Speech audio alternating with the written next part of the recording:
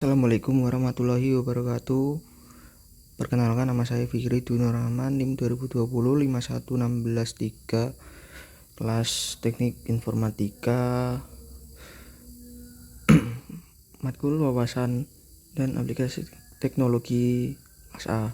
Di sini saya akan mempresentasikan PowerPoint dari pekerjaan saya, itu tentang robot industri.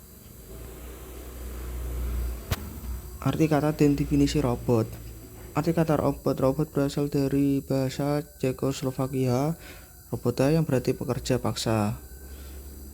Definisi robot. 1. Menurut kamus Webster, robot adalah sebuah alat otomatis yang digunakan untuk melakukan pekerjaan yang biasanya dilakukan oleh manusia atau operator dengan kecerdasan yang hampir menyamai manusia. 2. Menurut Institute of America, robot adalah manipulator multifungsi yang dapat diprogram berulang-ulang yang dirancang untuk memindahkan bahan, suku cadang, perkakas, atau alat khusus tertentu melalui serangkaian gerakan terprogram untuk memenuhi serangkaian tugas.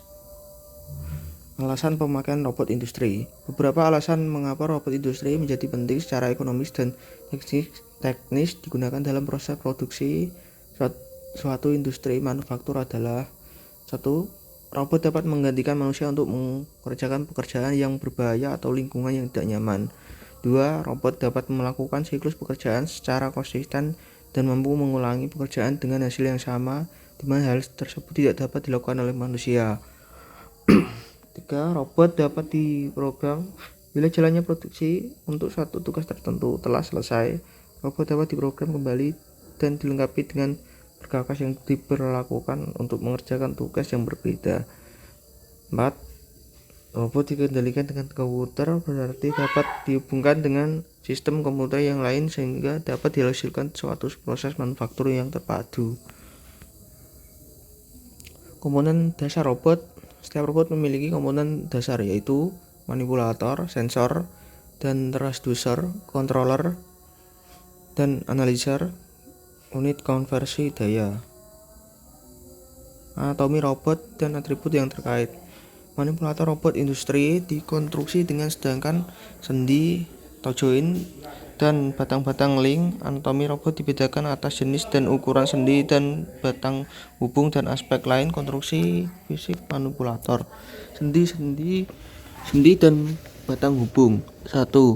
Sendi robot industri mirip dengan sendi dalam tubuh manusia. 2. Setiap sendi memiliki derajat kebebasan, degree of freedom atau DOF, gerakan, sehingga jumlah sendi yang dimiliki sebuah robot sama dengan jumlah derajat kebebasannya. 4. Robot sering diklarifikasikan berdasarkan jumlah derajat kebebasan yang dimilikinya. 5. Setiap sendi dihubungkan dengan dua batang hubung, yaitu batang hubung input atau link dan batang hubung output atau output link. 6. Batang-batang merupakan komponen kaku rigid manipulator robot. 7. Fungsi sendi adalah untuk mengendalikan gerakan relatif antara batang hubung input dan batang hubung output. Diagram konstruksi robot. Kebanyakan robot dipasang secara stasioner pada lantai. 1. Sendi 1 dihubungkan dengan batang hubung 0 atau link 0 yang merupakan batang hubung input terhadap sendi 1. Batang hubung output sendi 1 adalah batang hubung 1. Batang hubung 1 merupakan batang hubung input terhadap sendi 2. Sendi 2 memiliki batang hubung output, yaitu batang hubung 2, dan seterusnya. Jenis-jenis sendi. Hampir semua robot industri memiliki sendi mekanik yang dapat diklarifikasikan atas 5 jenis, yaitu sendi linear, 2. Sendi ortogonal, 3. Sendi rotasional, 4. Sendi puntir, 5. Sendi putar. Konfigurasi robot yang umum. Manipulator robot dapat dibagi menjadi 2 seksi. 1. Rakitan badan-badan dengan body the arm assembly dan rakitan pergelangan. Badan-badan Badan dan lengan biasanya memiliki 3 derajat kebebasan, sedangkan pergelangan biasanya memiliki 2 atau 3 derajat kebebasan. Pada ujung pergelangan manipulator terdapat peralatan terkait dengan tugas yang dilakukan oleh robot, yang disebut efektor ujung atau end effector. Efektor ujung dapat berupa 1 penjepit atau gripper untuk memegang benda kerja, atau 2 perkakas untuk melakukan suatu proses. Badan dan lengan robot digunakan untuk memposisikan ujung efektor, sedang pergelangan robot digunakan untuk mengarahkan efektor ke ujung. 1. Konfigurasi polar atau polar configuration. Konfigurasi polar terdiri dari lengan luncur, sliding arm, L-joint digerakkan relatif terhadap badan robot yang dapat berputar pada sumbu vertikal dan sumbu horizontal. 2. Konfigurasi silindrikal. Konfigurasi ini terdiri dari kolom vertikal di mana rakitan lengan dapat bergerak vertikal pada kolom, berotasi pada sumbu kolom, dan untuk mencapai gerakan radikal dengan digunakan null joint. 3. Robot koordinat Cartesian atau Cartesian Coordinate Robot. Nama lain dari robot ini adalah robot rectilinear dan robot exeget karena terdiri dari 3 luncur atau sliding joint. 2 diantaranya ortogonal. 4. Robot sendi lengan. Manipul robot ini memiliki konfigurasi umum lengan manusia. Lengan sendi terdiri dari kolom vertikal yang dapat berputar pada dasar menggunakan T-joint. Pada puncak kolom terdapat sendi bahu R-joint yang batang hubung outputnya dihubungkan dengan sendi siku. 5. Secara singkatan dari Selective Compliance Assembly Robot Arm. Lengan robot rakitan pemenuhan, yang berarti bahwa lengan itu sangat kaku dalam arah vertikal, tapi dapat memenuhi dalam arah horizontal. Konfigurasi pergelangan wrist.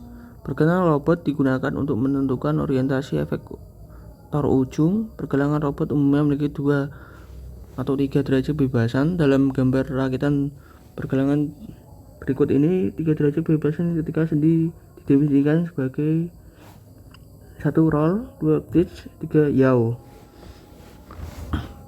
Bila posisi seperti digambar, maka sendi yang kedua di belakang berfungsi sebagai pitch. Tapi bila posisi roll diputar 90 derajat, sendi kedua melakukan rotasi ke kiri dan ke kanan, maka berfungsi sebagai yaw.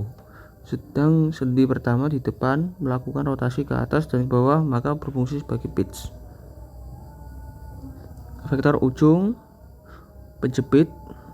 Beberapa jenis penjepit yang digunakan dalam industri antara lain penjepit mekanik, penjepit vakum, dan terakhir alat magnetik. Perkakas atau tool. Perkakas digunakan bila robot harus melakukan suatu operasi pemrosesan benda kerja.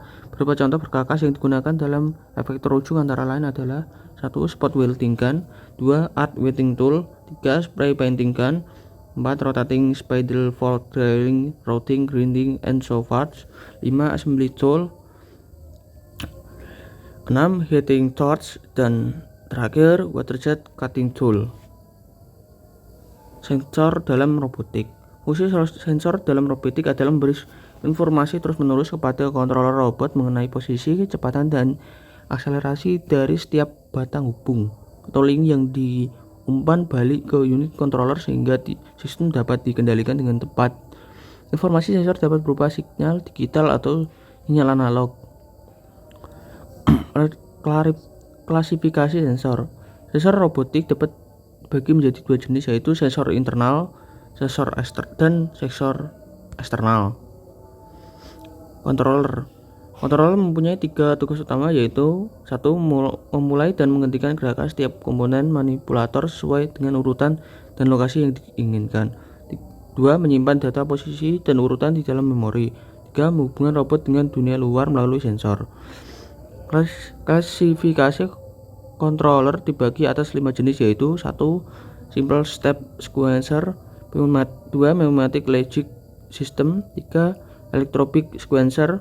4. Mikrokomputer. 5. Mini komputer. 1, 2, 3 digunakan untuk aplikasi yang tidak terlalu mahal. Yang paling umum digunakan adalah controller mikrokomputer, sedang mini komputer tidak lazim digunakan karena tidak efisien dengan mikrokomputer. Unit konversi daya. Fungsi unit ini adalah untuk memberikan energi yang diperlukan oleh akuator manipulator. Bentuknya dapat berupa amplifier daya untuk sistem yang menggunakan servo, atau kompresor untuk sistem yang menggunakan akuator, pneumatik, atau hidrolik. Aplikasi robot industri. 1. Spot welding and arc welding. 3. Spray painting. 3. Grinding. 4. Aplikasi lain yang melibatkan peralatan rotasi. 5. Part handling atau transfer. 6. Operasi perakitan. 7. Part sorting. 8. Inspeksi. Terima kasih presentasi dari pekerjaan saya. Apabila ada kesalahan yang tidak sengaja maupun sengaja, kami mohon maaf. Wassalamualaikum warahmatullahi wabarakatuh.